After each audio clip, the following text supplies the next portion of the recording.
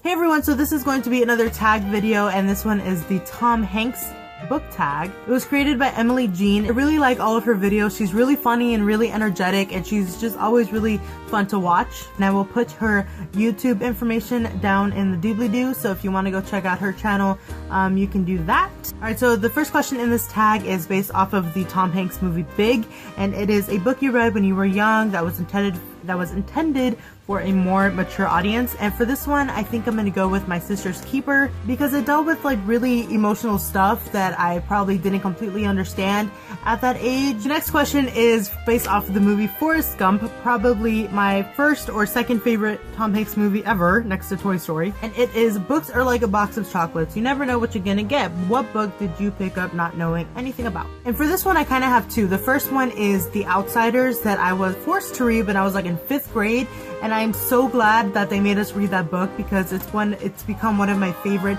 childhood books ever, and I honestly don't think I would have picked up that book unless I was forced to read it. The second book is The Young Elite by Marie Lu. I honestly just picked up the book because it was written by Marie Lu, and I loved the Legend trilogy, so I knew that I was gonna at least love her writing style. All I knew about the book when I picked it up was that there were kids with magic, and I ended up really liking the book, but I definitely loved the Legend trilogy a lot more. Well, so far anyways, only the first book is out and the second one is supposed to come out relatively soon. The next one is Sleepless in Seattle, and this is the last book to keep you up late reading. One book that definitely kept me up way longer than it should have was Mockingjay. I remember reading that book up until like 1 o'clock in the morning trying to finish it on a school night, so it was a pretty big deal. The next question is Toy Story, and it is a timeless book you plan to share with any offspring you create. So by default I would say Harry Potter, obviously, but the other series that isn't so obvious maybe is the Series of Unfortunate Events. I think I've said it before, but besides Harry Potter, those are the other books that I seriously grew up with. I love those books, and that's like half the reason why I'm trying to collect all 13 of the books, because I read them on elementary school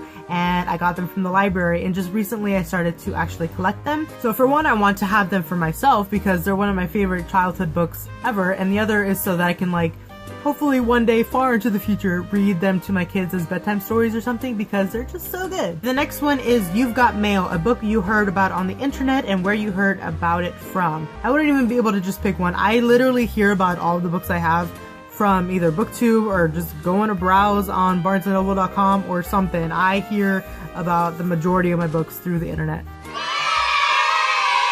The next one is Castaway, and it is if you can only bring one book to a deserted island, what would it be? This question is always in tags and nobody can ever answer them because how are you gonna just pick one book?